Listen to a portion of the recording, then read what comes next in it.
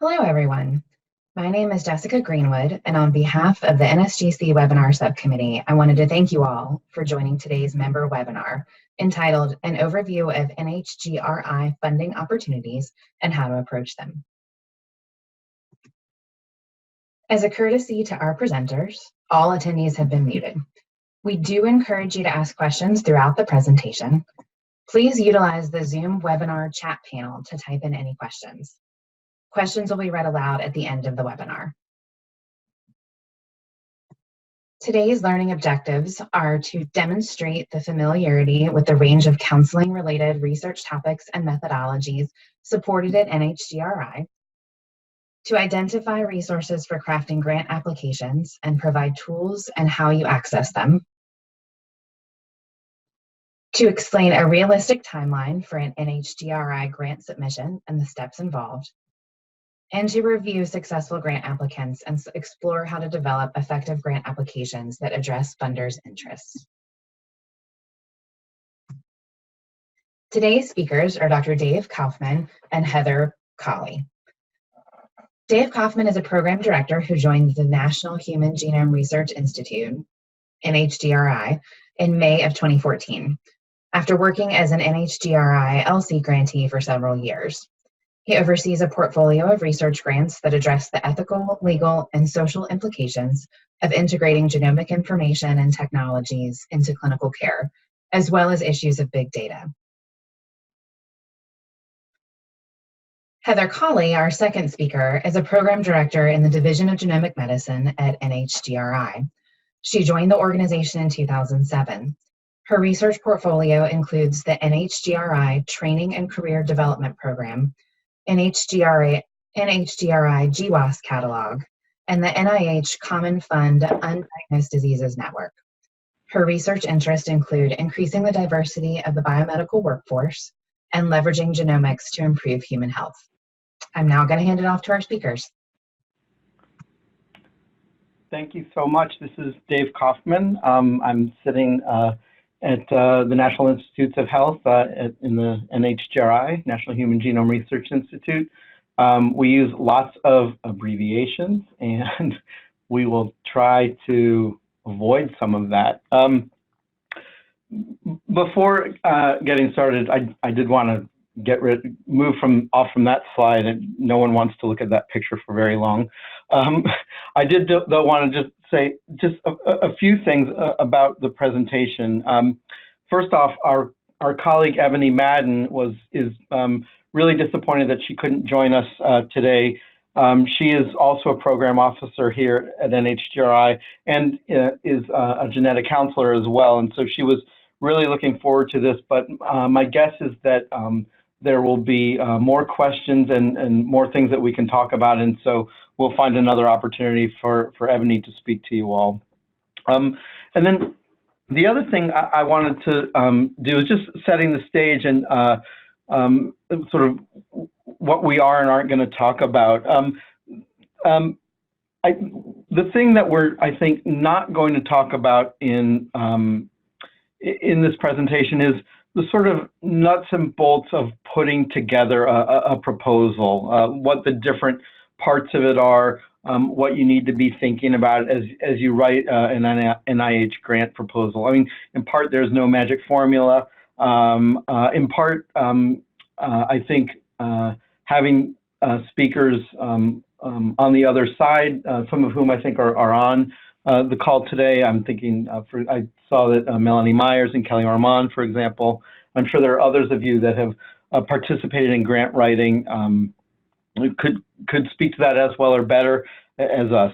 So we're not going to talk so much about writing a grant as sort of the process overview and talking about a couple of the opportunities that we think might be relevant for you guys. So I hope that's not too disappointing, and that and if there are, there's interest in those topics that we're not covering, then we will come back and meet that need. Because really, we would love to see more applications from grants that are about genetic counseling and that involve genetic counselors in the research. And And I mean, I think to us, the reason for that is obvious. I think it's probably obvious to you guys as well, that as we do lots of work trying to, around communication processes, patient and doctor expectations, what happens when people get results, the importance of different care settings and different indications, and as we grapple with incidental findings and DTC and reanalysis and all those kinds of issues, these issues involve the laboratory, the physician, and the patient. And there's literally one group of people who is sitting in that spot, that touching all of those, aware of all of those, and trying to sort of improve those processes. And that is, of course, the genetic counselors. You all have a very important, privileged, and well-informed vantage point from which to propose research questions and carry them out. And it's not only sort of where you are, but I think what you are and who you are, without being too presumptuous, that makes you all excellent candidates for research. I mean, you have your clinical skills and experience, of course, inform you about the questions that might be most important to ask. And my impression is that many of you, whether you're doing it, whether you're collecting data on it or not, are always thinking about how to improve the processes. And sometimes research, I think, can benefit from that. And I think you guys know what a lot of the questions are. You've got very unique cross-disease knowledge that lets you all contribute. You all know, I think, or would be most likely to know what kinds of things that apply to one disease setting are likely to transfer across diseases, and where a disease setting is so unique that lessons learned there may not translate. And that's really important for research. And I think you guys are used to coordinating team members, biomedical science generally, and I would say especially genomic science right now is incredibly multidisciplinary. You have to bring together people from all kinds of different disciplines across campuses, across sites, with different mindsets, and I think you all are experienced in doing that.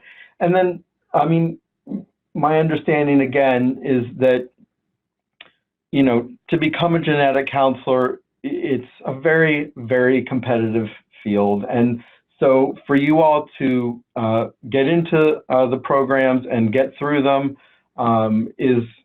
suggests to me and to many others that you are extremely talented, organized, high achievers, and probably going to figure out good ways to do these things. So I think you guys should apply for research grants.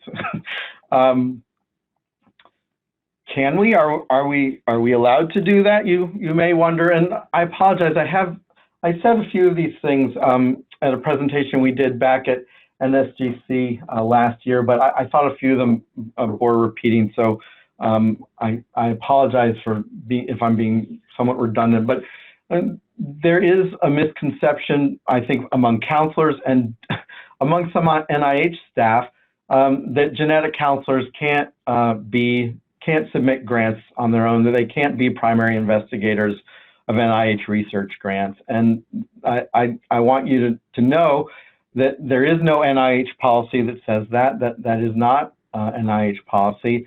With that said, institutes are going to institute, and what I mean by that is, institutes can make up their own internal rules. I know that NHGRI does not have that rule, though. But as you look around at National Cancer Institute or NHLBI, I don't know what their rules are, but it's probably always worth asking if you're thinking about applying to a different institute for funding.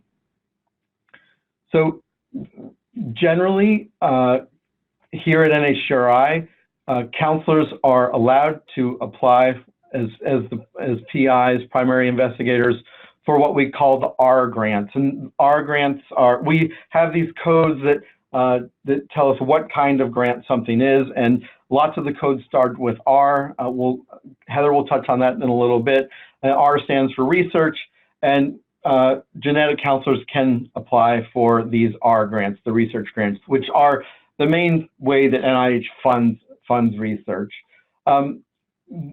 The area where right now the answer is no is training grants, which kind of stinks because how do you prepare yourself for research? One good way is to be trained in a research, in a setting that's geared to do that. But currently, counselors are not allowed to apply for those, along with several other categories of sort of health professionals and things like that. That is maybe not a permanent situation, but it will take some work here. But unfortunately, it is the case. But you are allowed to apply for research grants. So now I just want to turn to one, not the only one, but one of the research programs here at NHGRI where you might consider applying for research funds, and that's the Elsi research program. When I gave this presentation, I gave a similar presentation and realized that I always forget to say what Elsi is. It's the Ethical, Legal, and Social Issues Research Program here at Human Genome. This program was established almost right at the very beginning of NHGRI back in 1990. And its mission is to do research that anticipates and addresses the ethical, legal, and social implications of genetic and genomic research. And those can be sort of way downstream implications, societal, legal issues, and of course, issues that, questions that are coming up as we really, as genomic medicine really takes hold. And the funds that we use, that NHGRI uses to pay for this research are actually congressionally mandated. Congress said to NHGRI back in 1990 that we will spend 5% of our research budget, our extramural budget, that's what money we send out to researchers outside of NIH. 5% of that Congress says we must spend on Elsi work. So it will take an act of Congress to make this not the case. And back in 2014, our budget for this was about $18 million. It's gone up a teeny bit. I can never remember what number I'm allowed to tell you, but that one's solid and it's right around there. And then one thing that's important is that about half of this money is dedicated to investigator-initiated research. And what is investigator-initiated research? That's research where you and your colleagues come up with an idea and write a proposal that we haven't necessarily solicited directly, send it in, and it's reviewed with a bunch, sort of all the other ones that come in that cycle. You have initiated the idea. We also have research programs where we initiate the idea. We send out a call usually for larger things, and it's not that you can't apply for those, but those are sort of rare and big and not very flexible as what you can do with them, because we're asking for specific things. So this is where your ideas can really be brought to fruition. And NHGRI as a whole is trying to fund more investigator-initiated research, but we do a lot of program-based research, except in the Elsi program. So it's a good candidate if you've got a research question that fits. And there's a star there. That's very nice. Sorry about that. I wanted to tell you guys a little bit about the kinds of things that we're interested in. we have three main areas that we consider. These overlap a great deal, and they're not official or anything. We just sort of use them to categorize applications a little bit, and so we can keep track of them. But there's not sort of any sort of quota, or we do this more than that, or only are mostly interested in one. But we're interested in research that's trying to address issues in genetics and genomics research in the research setting, issues in genetic and genomic medicine, and obviously those first two categories often overlap, and then issues that arise in broader legal, policy, and societal settings. And obviously, research and medical issues can spill over into other areas and non-medical areas. It would be very difficult for me to tell you all of the things that fall under this. But we do have a web page that is very, very long and very detailed with lots and lots of ideas, lots of sort of topics that we are interested in. It's not there are other possibilities exist, although it's hard to imagine when you see how long the list is. But it's not an exhaustive list, sorry. But it is a big list and can give you lots of ideas and maybe answer the question, is that even something that would be considered? There's this unwieldy link here, but if you just search for Elsi research domains, I think usually the first page that comes up will take you to this web page that gives you this sort of long text about different things that we like to think about and like researchers to think about. I know I just told you that these categories aren't like super important, but just to give you an idea, about 40% of the Elsi program work is on genomic research issues, a third on genomic medicine issues, although that percent, I think this graph is actually reasonably old, and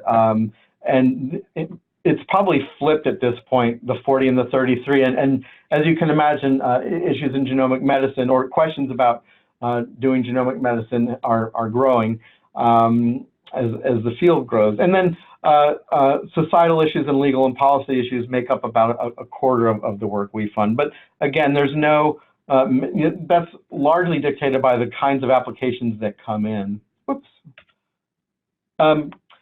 Just to give you, I should have flipped the order of these, but just to give you a sample, again, not exhaustive at all, but some of the genomic medicine issues that that are being addressed in the Elsi portfolio and that I think will continue to be of interest are, some of them are kind of older issues that may need to be addressed in new ways. For example, informed consent in both the clinical and research settings and in clinical research settings, which can be kind of unique. Issues of incidental findings, looking at provider and patient understanding of results and their expectations about results, and some of the issues that come up as research and clinical boundaries are blurred. And then there are lots and lots of emerging issues. These are a small set of those, but NIPT, the notion of personal utility is something that might dictate, or help us decide whether or not to give a test, not just clinical utility, and whether or not that's a reasonable concept and what that concept includes. Of course, the things, all the interesting things that surround DTC testing and now sort of wellness program testing.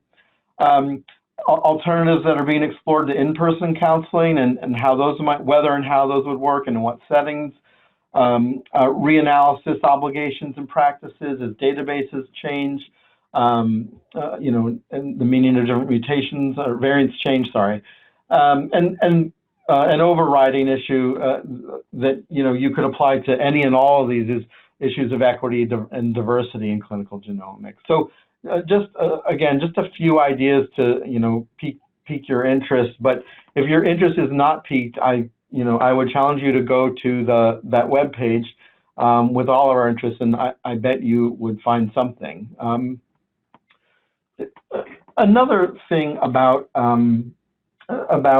especially about Elsi research is that we use an enormous, or the grantees use an enormous number of different kinds of methods. And so there is no single person who is the expert on doing Elsi research. There are lots of different skill sets, and which speaks to the notion when you're putting in grants, you often need to, you need a team with you know, the set of skills that meets the kind of work that you want to do, which, you know, I think in a way for any, you know, any applicant who's going at this for, you know, the first or second or third time, you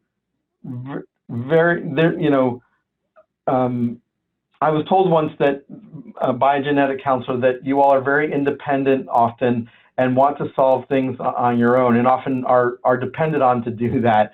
But these are team approaches, and you don't have to do research all by yourself and master every skill. It's actually a lot of fun to do team science, and it tends to work. And so just to that point, you know, Einstein originally started off as a professional basketball player before he had an injury. So you may not have been born an Elsi researcher, but you can always become one, just like Einstein. So there are different skill sets, and of course, you know, just reiterating that point, there are all kinds of disciplines that participate and are funded. Ethics and bioethics, law, people in philosophy and the humanities, public policy, and legal folks. Lots of medical professionals, including genetic counselors.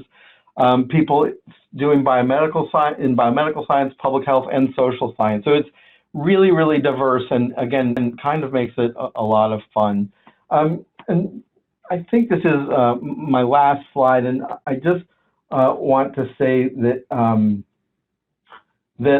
applying for grants here is not a trivial process. It's a lot of work. It can be very confusing. There are lots more details than you would ever imagine if you haven't done it before, and that's not a caution. It's an invitation. As you embark on these things, please get in touch with us and ask us questions. That's our job, and it's one of our favorite parts of the job is helping grantees along. And so you always want to be calling us when you have questions about how to do something, the sort of technical aspects, and getting in touch with us early on to see, hey, I've got this idea, and I'm wondering if it seems like it's something that's up your alley. Those are, and who is us? Who should you be calling? This is a great big organization. How do I find these people?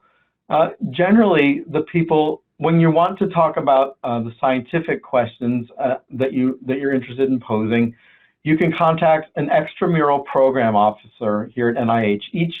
Each of NIH's institutes has extramural program officers. Again, extramural is the division that gives out money to do research outside of NIH. There's intramural; those are researchers that live and work here. So, extramural program officers, you can always find one, and if they don't cover the thing that you're interested in, they should be able to help you find ones that are.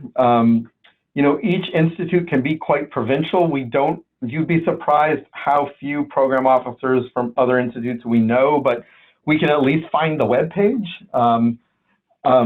And here at NHGRI, there's 3 divisions. I don't know why I only put 2 of them on here, but you can look for the Division of Genomic Medicine staff, the Division of Genomics and Society staff, and the Division of Genomic Sciences staff. That each of those there are web pages for each of those with the program officers, and you can sort of learn a little bit about our interests and you know, start there. We have phone numbers and emails, and again, that's my favorite part of the day. I think that's about all I had to say, and I'm going to turn it over to my colleague Heather, who's going to talk a bit about sort of the process and another opportunity or two.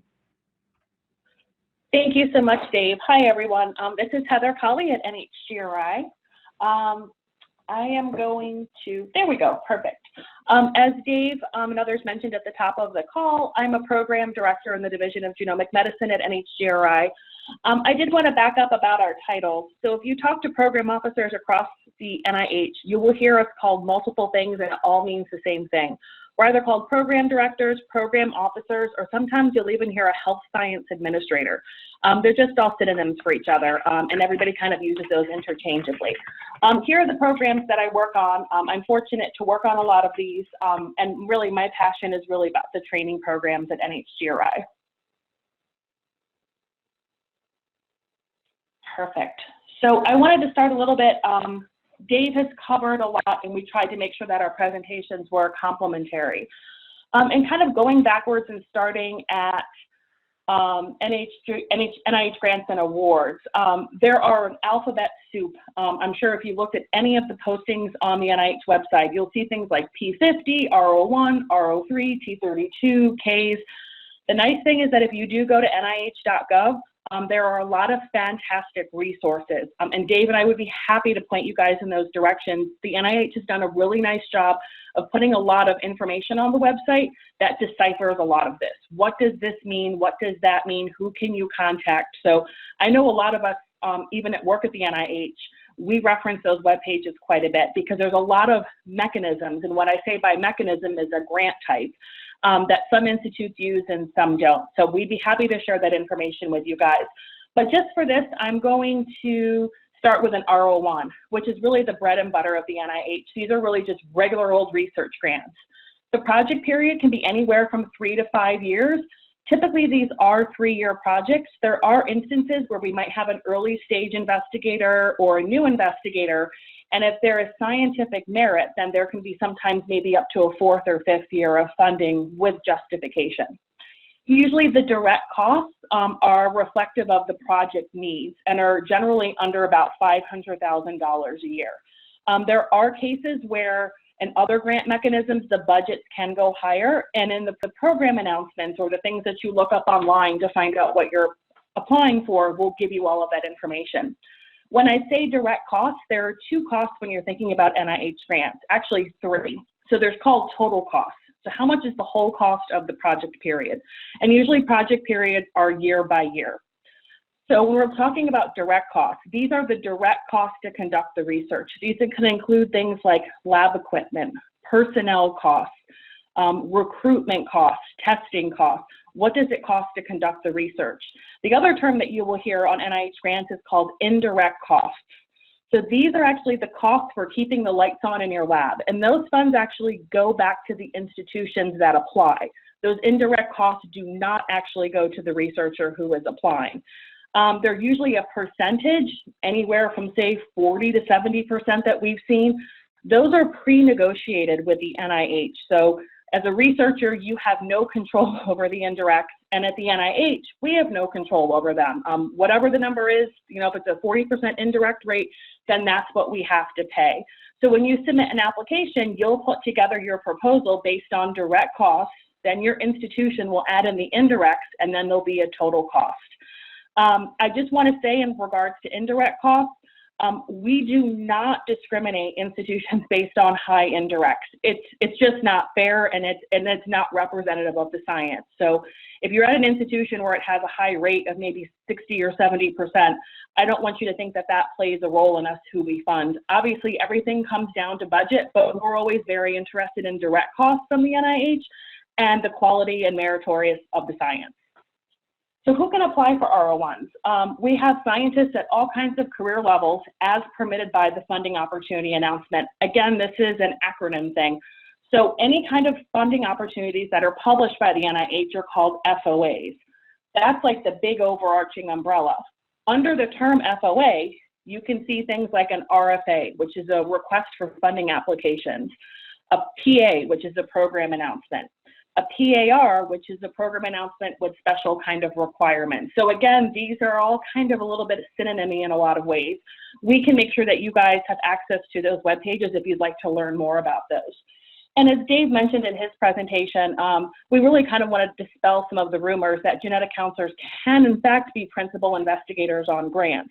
Here at NHGRI, we don't have any restrictions. What it really comes down to is whether your institution is comfortable in allowing you to be the PI, and that was something you would have to negotiate internally at your institutions. Again, for the R01s and for most funding opportunities at the NIH, either public or private organizations can apply, for-profit and nonprofit, including federally recognized tribal organizations.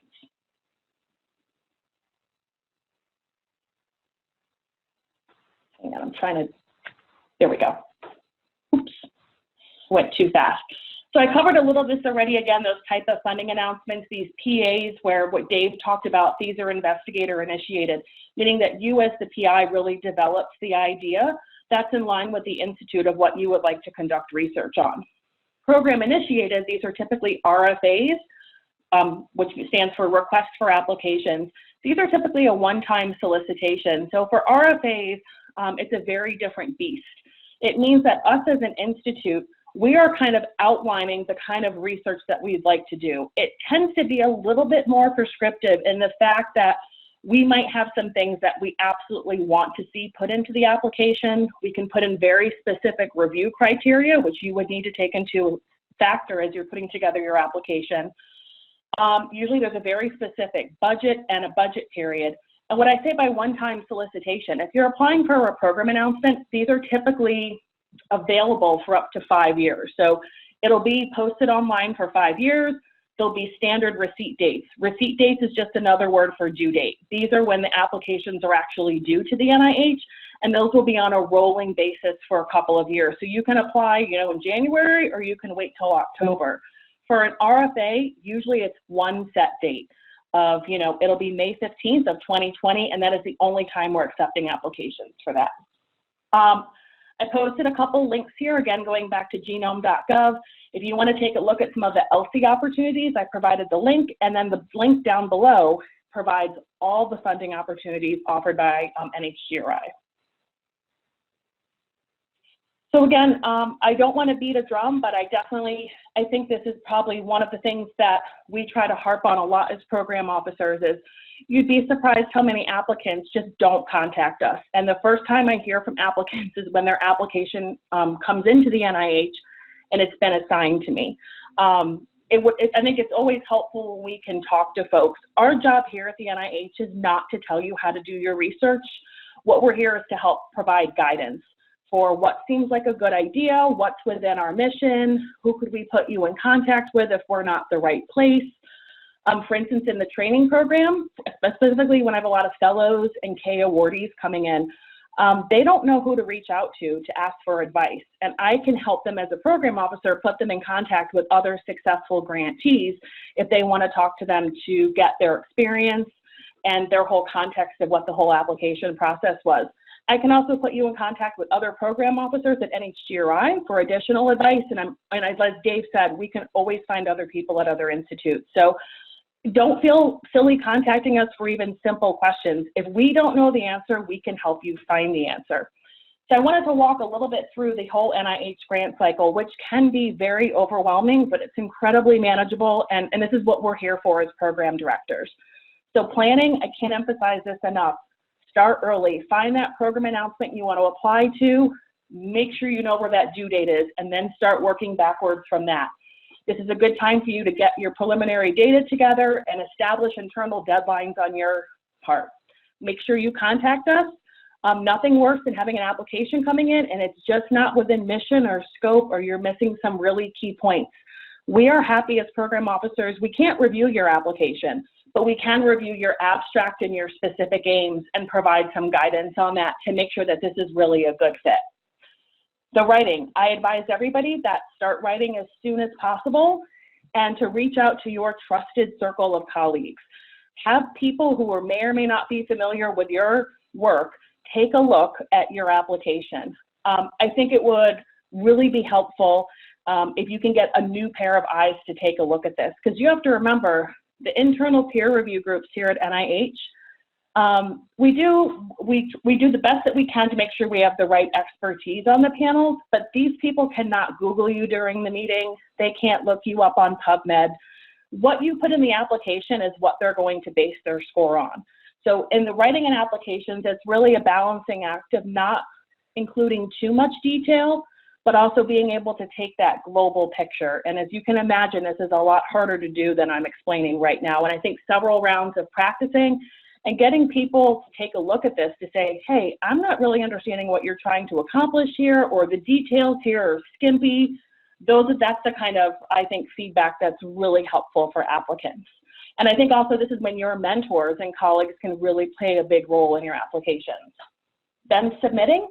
So you will have to work within your institutions with, it's either your business office or your signing official. Most institutions and universities do have a whole office that's dedicated to filling out grant applications for federal funds. So they will submit the application on your behalf using grants.gov and ERA Commons. Just to give you a heads up, you will need to be registered on ERA Commons. Please don't wait to the last minute to do this. We always advise everybody not to wait to the day of submission to submit. As you can imagine, things can happen. There could be a problem with uploading things or linking. So we always advise people submit a few days in advance just in case there are any technical issues, because all submissions are electronic. I also did want to go back to my first point. I don't want everybody to think that you do need preliminary data. If you want to provide preliminary data in your application, or if you're applying for an R03, which is kind of a smaller R01 research grant, an R03 is really a grant where you're kind of exploring research areas. This is where it's important to go back to the funding opportunity and find out if preliminary data is needed or not. And I always advise people, if there's no specific language, use your best judgment. If you think the preliminary data will help your argument, then include it. If it's not, just don't include it. Because again, everything you provide in the application, you need to really provide an explanation for. Putting things in supplements and hoping that reviewers can piece together things without you telling a story does not really work.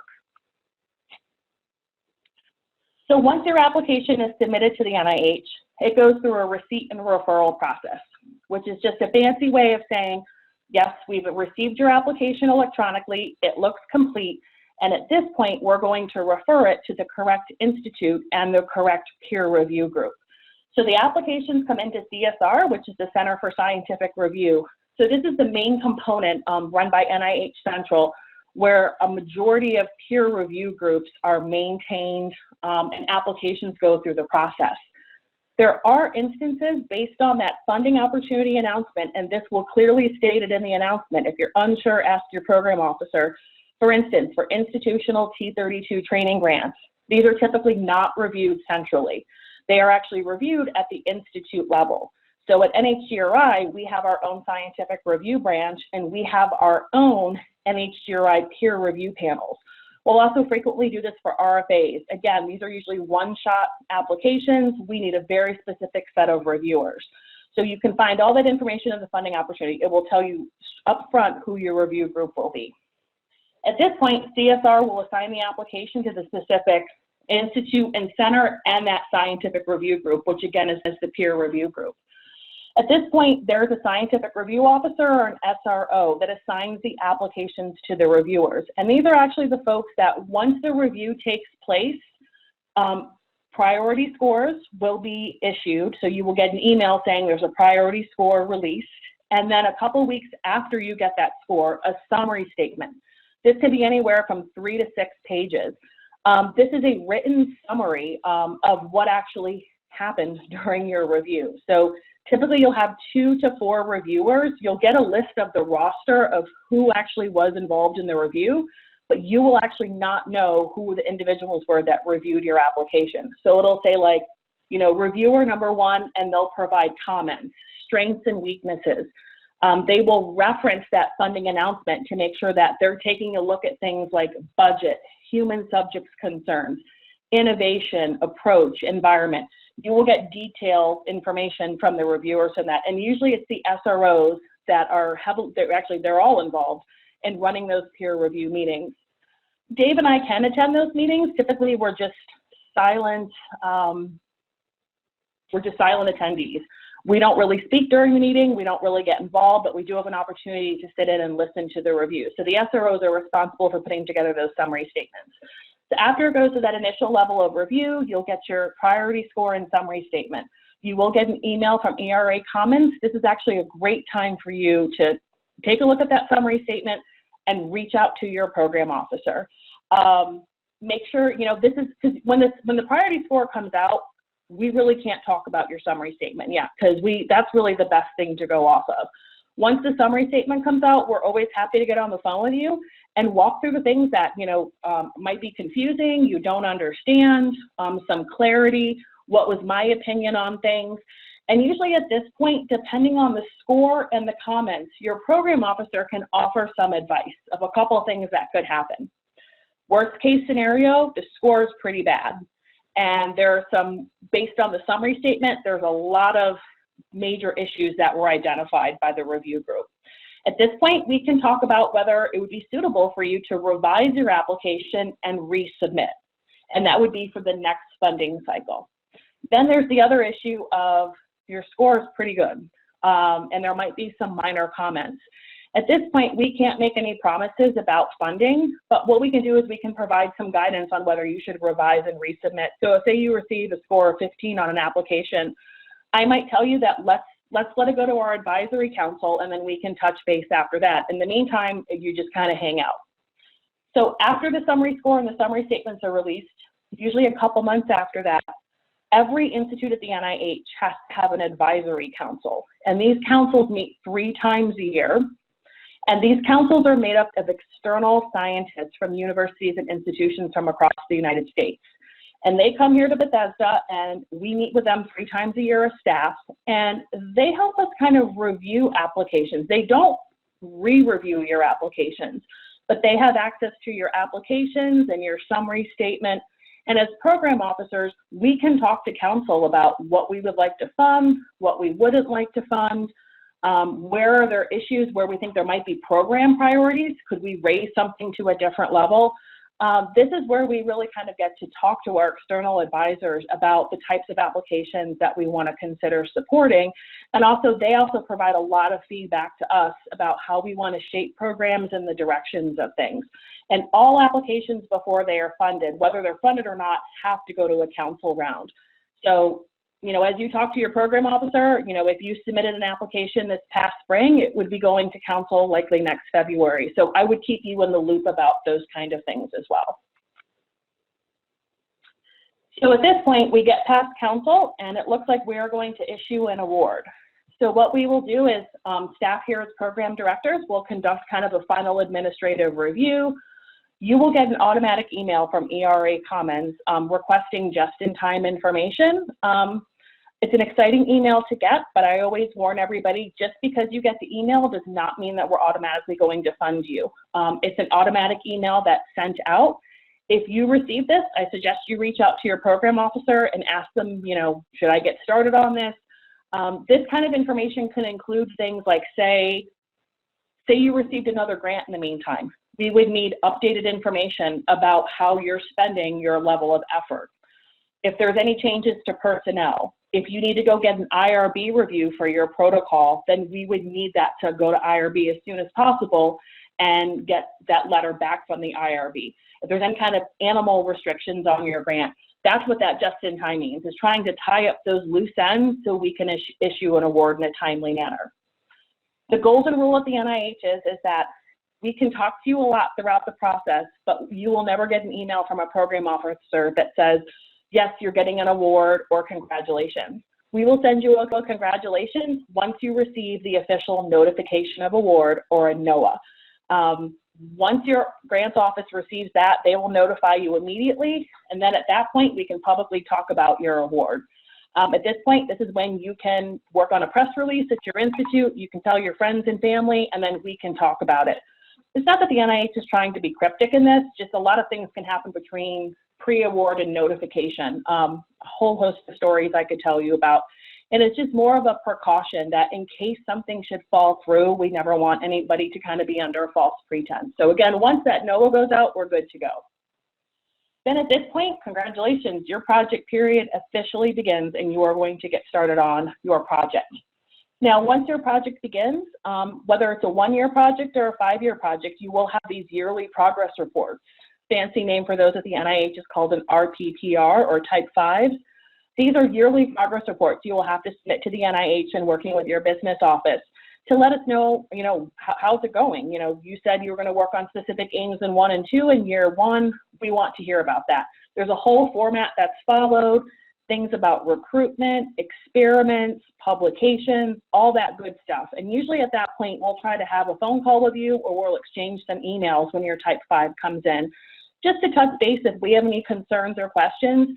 And I always tell everybody, during that first year of the project, don't feel shy about reaching out to us. If a problem comes up, or say you can't buy equipment right away, you're having a really hard time recruiting personnel, there's going to be major delays on your project, reach out to us before that year 1 is over. It's helpful for us to know what's going on in advance. There's kind of nothing worse than getting a progress report and we don't hear anything from the applicant, and then there's something really big going on with the project and there's going to be delays and things like that. So it's best if you can kind of give us a heads up that something is up, because then we can, I think, provide a lot more support on the back end. So I wanted to, Dave talked a little bit about the funding opportunities that are available within the Elsi realm. I wanted to put in a little plug, and being in the Division of Genomic Medicine, over the past couple years, we have published an R01, which again is that research grant, and an R03. So these are little, R03s are kind of like a mini R01. This is when you want to maybe develop some pilot or preliminary data, and hopefully through a successful R03, that will put you in a better position to apply for an R01. So we're really looking to support investigator-initiated research that will really help with the understanding and the implementation of genomic information and how that's informing clinical care, and we're very interested in examining the health outcomes of using genomic information in clinical care. I've listed a couple upcoming application due dates. I can tell you that we do plan to continue this program longer term, so don't think after October 20th, 2020, this program is going away.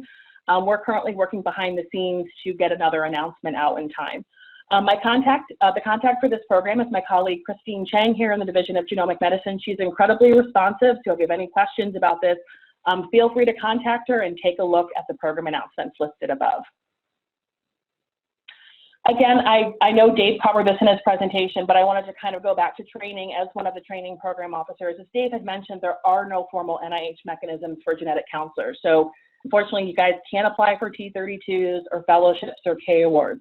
As Dave mentioned, we don't think that will be forever. I don't have any solid details to explain on that, but ourselves here, and I know across the NIH, are very interested in supporting non-PhD level individuals who are actively doing clinical or biomedical research. So stay tuned for details, but I don't want you to think that the NIH is not thinking about these issues, because we are. But also, as Dave mentioned, this would also be a big change for the NIH, and with coming with big change, things can take maybe a little bit longer than anticipated. But Dave did mention that we do support training in a little bit more of an informal basis. So we frequently do have genetic counselors that are playing a major role, maybe as a co-investigator or a senior key personnel on a research grant, or we also do provide administrative supplements. And supplements are these pieces of a project that were not part of the original parent grant, but say throughout the grant, maybe in year 2, there's an idea in the research project where they want to maybe expand the scope of the project a little bit or explore something in a little bit more detail. The NIH does provide additional funds through supplemental funds to that parent grant in order to support that work. It can't be something completely different. It has to be within general scope of the parent grant. But we've had a lot of success in being able to bring on genetic counselors and other individuals to be able to provide some direct funding from them to work on those projects. And again, lastly, I just wanted to say, please stay in touch. Here's mine and Dave's contact information, but if you go on genome.gov, there's a whole staff directory. You can look through everybody's bios. And at the end of every funding opportunity announcement, I forgot to mention this, if you scroll down at the very bottom, you will always find a program director's name listed with their email and phone number as well, so you know who to contact. And we also have a very active Twitter page at genome_gov. At this point, I'm going to stop and open it up for questions, but thank you. Great, Heather, thank you so much. At this time, we will begin the Q&A. Please remember to submit any questions you may have through the Zoom chat box. And while you're doing that, we'll just take the opportunity to congratulate the NSGC President, Amy Stern, who just received her NOAA for a grant on which she will be PI. So certainly possible and desirable for genetic counselors to participate in this type of research. Okay, so our first question is, I'm new to research. I'm interested in conducting research on patient access and utility to genetic services. So first question is, what's the benefit of receiving a grant from NIH versus another organization for this particular topic area? Dave, do you want to take that one? Sure, I'll give it a shot. Daria, thanks for the question. I think of the, I mean, honestly, if there are other organizations that want to fund the work, that's good for you. And I mean, the advantage might be ours to and not yours to have such a great, you know, to be able to address such an interesting topic. I mean, the one thing I would say is that getting your first NIH grant is often the hardest, both just your experience, and then once you've got, you know, once you've got one that, you know, that's sort of on your CV and you know, it's a bona fide of sorts, whether it's worth the, you know, the paper it's written on or the value people assign to it is an open question. But I mean, I don't think it's inherently the best source of money, if that's helpful.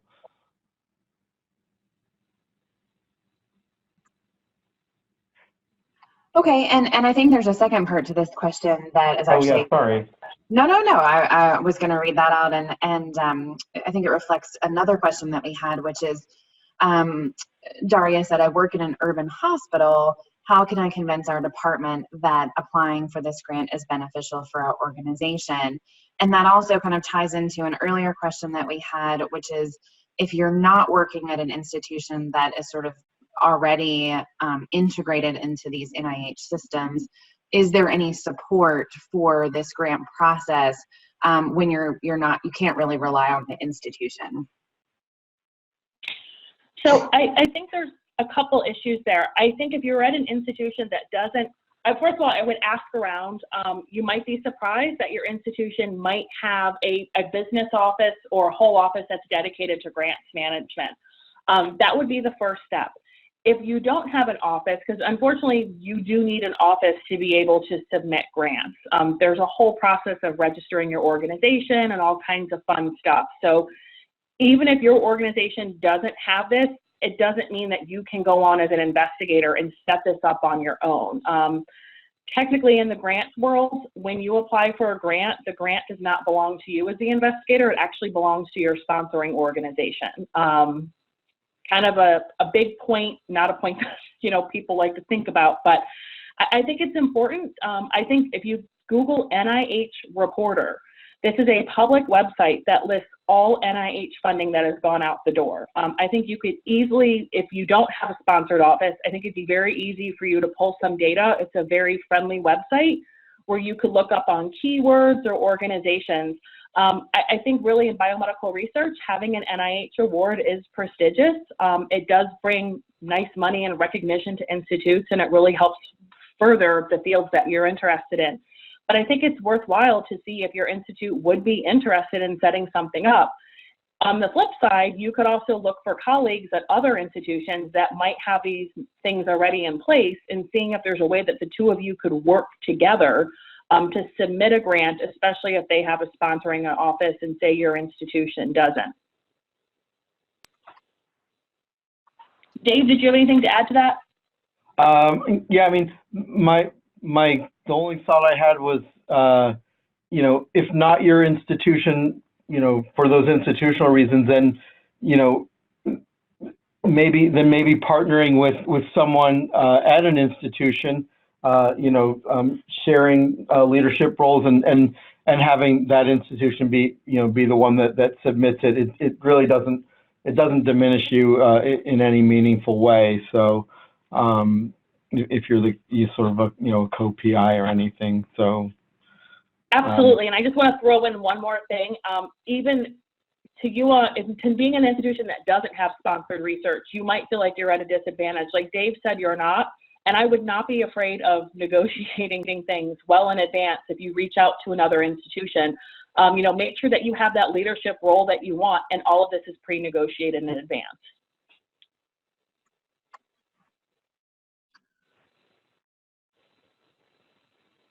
Okay, and another question. It sounds like writing for the grant will take a lot of time, and you then have to wait about a year to hear with no guarantees of getting funding. So for those of us who have full-time clinical jobs, are there any support for grant writing or resources that are available for us? Especially if you work at an academic institution. Right. So here at NHGRI, we do not do any specifically grant writing courses, but if you do go to nih.gov, there's a whole section on grant funding and grant writing. There's a lot of online material. There is also the NIH itself does like these traveling road shows, and this is all published online. You'll get they'll send a small number of NIH staff to different parts of the country at universities or hotels. They're free, and they will offer half-day sessions where you can come in and talk to program staff about putting together your application. They'll really go into the details of what it's like to log into ERA Commons, to set up your profile, submit your application. Even at some of these meetings, they'll actually have program staff there who can take a look at your abstracts and your specific aims and give you some guidance. Also, at some of these traveling road shows, they will bring successful investigators who have already gone through the process and have an award that are willing to come and volunteer their time to come talk to potential applicants as well. You should also check with either your institution or local institutions. I know a lot of university and colleges offer their own NIH grant writing workshops, typically at no cost or a very low cost, where these institutions are very interested in stimulating their community to apply for NIH grants, understanding that it can be a daunting process. And yes, waiting for a year is agonizing. There's nothing we can do to really speed that process up. That is just the nature of the beast. But I would look around at your institution or local ones and see if you can attend one of these sessions where they tend to be very small groups where you can get that one-on-one attention to kind of understand more about the process and potentially get some folks to take a look at your proposal.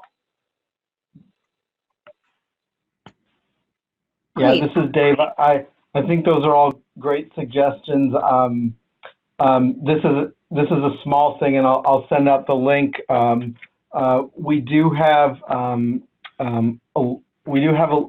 web page that has some sample grants on it, successful ones. So you obviously can't copy and paste into your new grant, but it does give you a sense of the style of language and the length of different sections and that kind of thing. And there's summary statements for those grants as well, so you can kind of see what kinds of critiques people get. It's, I think, talking to colleagues who have done it before, who might help you short circuit the process a little bit, and honestly taking a long view of it.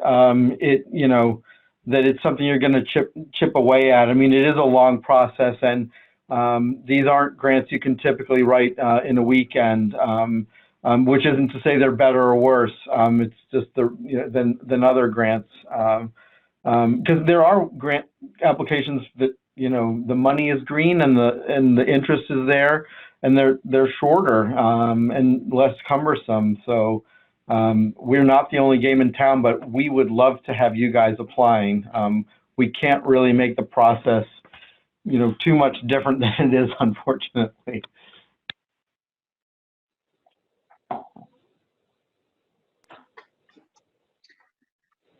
All right. At this time, we're going to conclude today's member webinar.